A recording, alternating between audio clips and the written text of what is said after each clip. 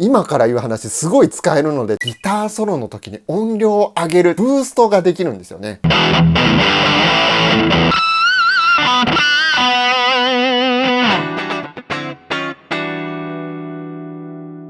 はいどうも始まりました。今回の動画はですね、こちらマルチエフェクター持ってるんだけれども、2台目に何のエフェクターを買えばいいかだとか、なんかもうちょっと違う音出したいっていう方いらっしゃると思うんですね。何を買っていけばいいか、そしてどういう風に接続してどういう風に使い分けていけばいいかってことをお伝えしていきたいなと思います。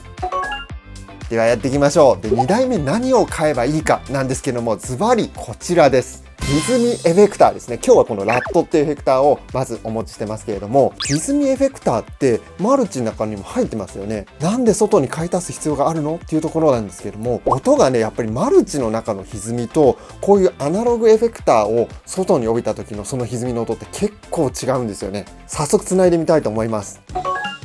はい、つないでみました。こんな感じでつながってるんですけれども、これ接続順としては先に歪みエフェクターを置いて、その後に自分がすでに持ってるマルチエフェクターを置くっていう、そういう接続順でつないでいます。この理由はですね、このマルチエフェクターの中に入っている空間系だとか、あとはコーラスみたいなそういう揺れ系、モジュレーション系みたいなエフェクトは今後もガンガン活用していくぞという形で使っていきますので、これをオンにしたりオフにしたりするっていう感じなんですね。じゃあまずはこの Zoom の G1-4 マルチエフェクターの中に入っている歪みの音聞いてみたいと思います。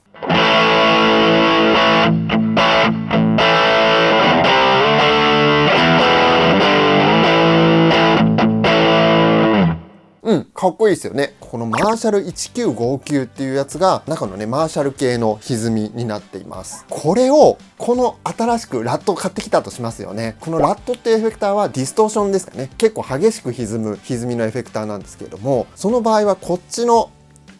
歪みをオフにします。オフにするとこうクリーンっぽい音になりますよね。でここでオン。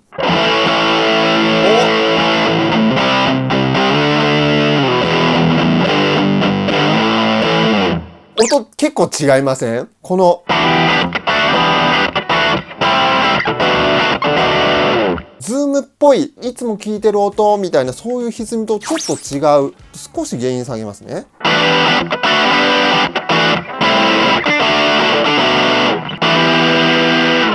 音がなんか違う。これなんか新しいですよね。ズームの音じゃない音がするっていうなんかこのワクワク感と、あとやっぱりこのコンパクトエフェクターのいいところはここでねすぐにこうやってパッてつまみを変えて、こういうちょっとモコっとした音からジャキッとした音までをもうパッパッとその場で感覚的に変えれるのが結構使いやすいポイントです。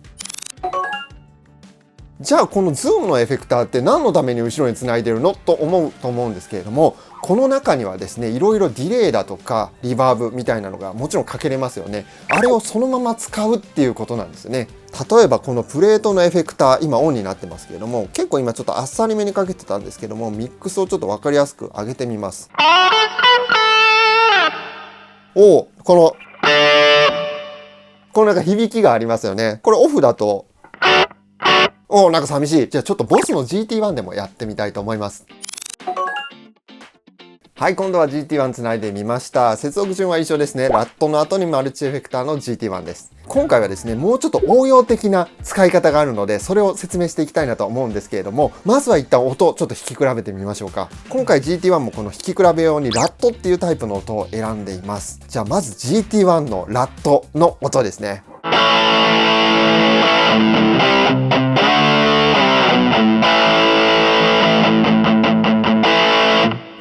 じゃあ GT1 のラットはオフにして、こっちオン。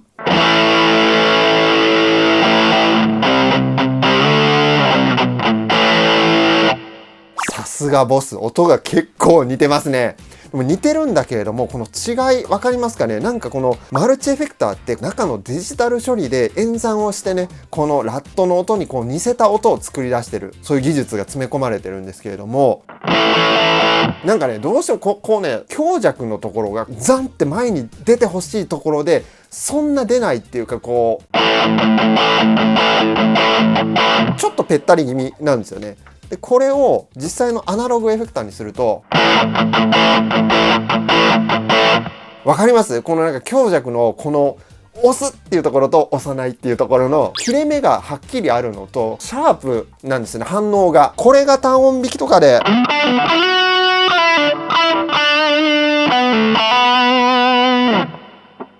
わかりますかね。音作りの幅が増えるっていうところがこの新たに1個付け足すっていうところのいいところなんですね。ちょっと他のエフェクター一回つないでみましょうか。はい、こちらにですね、ライムトーンオーディオのジャッカルっていうエフェクターがあります。ちょっとこれに変えてみたいなと思います。今回のね、この動画を撮影するためにですね、事前にいろんなエフェクター試してみたんですよ。どういうのが皆さんに分かりやすいかなって。その中でね、やっぱね、ジャッカルすごい良かったんですよね。自分で言うのもこれどうなのかなと思いながらって感じなんですけど、エフェクターが変わるとまたちょっとね、雰囲気違うので。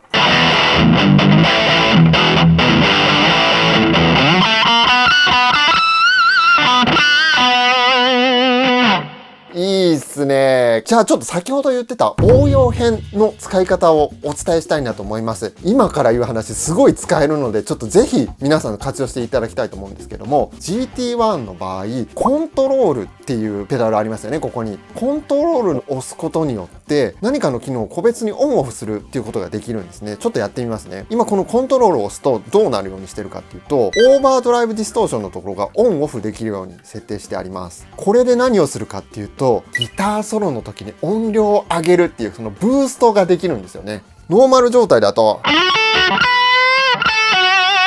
こうでしたけれども、オンにすると音量が上がります。おお、これ結構皆さんやりたくないですか？ギターソロが来た時だけ音量を上げたいんだけれども、ブースターなんて持ってないしなっていう方は、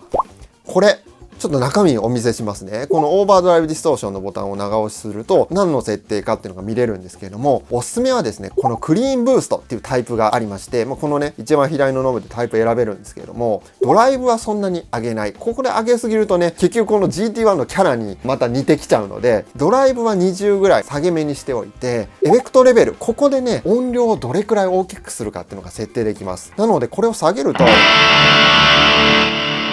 逆に音小さくするっていうできるんですよ。これオフにすると、オンにすると、うわ、これは使えるくないですか？でさらに次のページにこれエンターキーを押すといけるんですけども、エンター、トーンをね少しちょっと明るめにプラス5ってちょっとだけ大きくしてますね。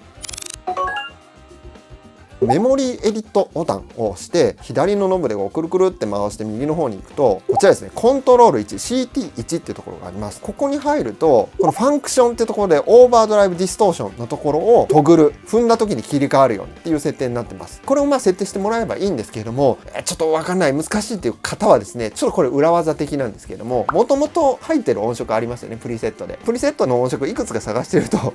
このコントロールを押したらこのオーバードライブディストーションの時のオンオフオンオフって切り替わるパッチが結構あるので、それをコピってきて作るっていうのが実はちょっと簡単かもしれないですけども、でこういうお話すると、あれブースターって歪みの前につながないといけないんじゃないですかっていう方いらっしゃると思うんですけども、実はブースターの用途って2種類ありまして、歪みエフェクターよりも前にブースターを接続する、これ一般的なんですね。それって何をブーストするかっていうと、歪み量をブーストするブースターの使い方なんですね。今回のように歪みの後ろにブースターを置いた時は音量が上がるんです。この使い方だったらソロの時に音量を大きくするっていうことができるので、すごく便利ですよね。で1個注意点としては、このマルチエフェクターがどうしても歪みの後に全部あるので、本来歪みの前にかけたいエフェクター、例えばオクターバーだとか、そういうのをかけるときはどうしても歪みの後にかかっちゃうので、ちょっと音が汚く濁っちゃうことがあります。でそういう時は、オクターバーを使いたいってなったら、もうその時はですね、単体のエフェクターはオフにして GT1 の中の歪みをその時だけは使うだとかね、ちょっとそういった工夫は必要です。でさらに GT1 をオフにしたい時どうしたらいいんですかっていうのがあると思うんですけども、もうディレイとかをリバーブを消したいっていう時ですよね。そういう時はですね、僕は、この全部オフっていうのを作ってます。すぐ近くにこれオフですね。要は全部オフにして保存しておくだけなんですけども、オフっていうのがあると何もかかんないし、このコンパクトエフェクターを消すと、わあめっちゃええやんこれさらにこの状態で GT1 ならこのボリュームペダルは生きてるんですよ。ほら素晴らしい。で、さらに僕は、このね、名前がね、オフ、コントロール、CHO。これね、コントロールをしたらコーラスがかかりますっていう設定にしてあって、ここでコントロールを押すと、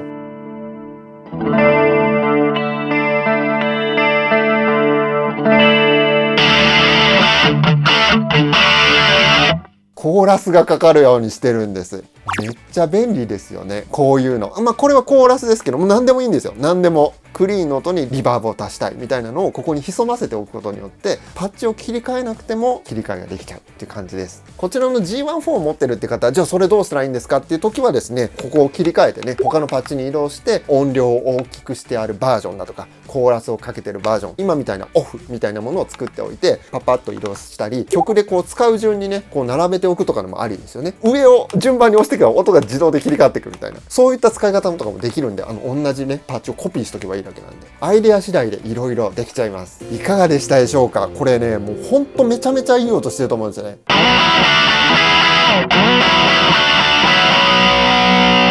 ぜひ皆さん自分のお気に入りのこれだったらテンション上がるっていうエフェクターを1個買ってこうつないで使う。でこれでもう一旦完成でもいいぐらいだと思いますよ。今回の動画良かった、ためになったっていう方はぜひ高評価、そしてコメント、チャンネル登録もお待ちしておりますので、ぜひよろしくお願いします。最後までご覧いただきありがとうございました。それではまたの動画でお会いしましょう。ありがとうございました。